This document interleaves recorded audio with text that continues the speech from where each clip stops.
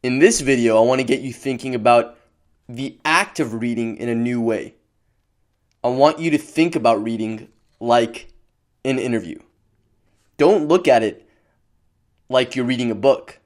Look at it as getting to know one of the smartest people alive, because reading is like an interview. The reason it's like an interview is that you're interviewing the book, not to get every idea, but to see if it's a book you want to become friends with in the long term, to see if it's a book that you want to visit over and over and get to know really well over the long term.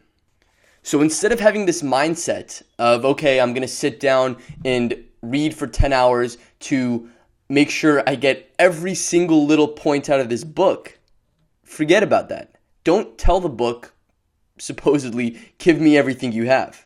You want to say to the book, give me your best ideas, the things I can take to make my life better.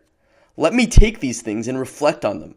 Let me tie them to other things I know and apply them.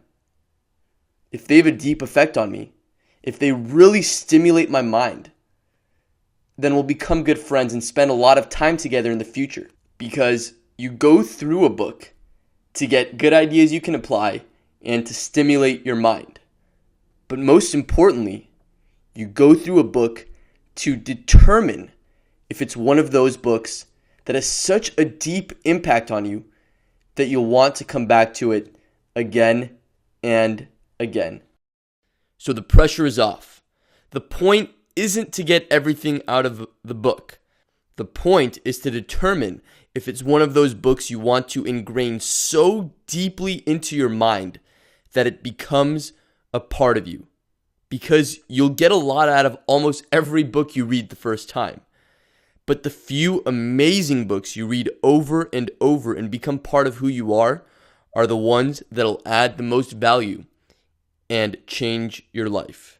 That's why in video 20 we'll talk about reviewing books.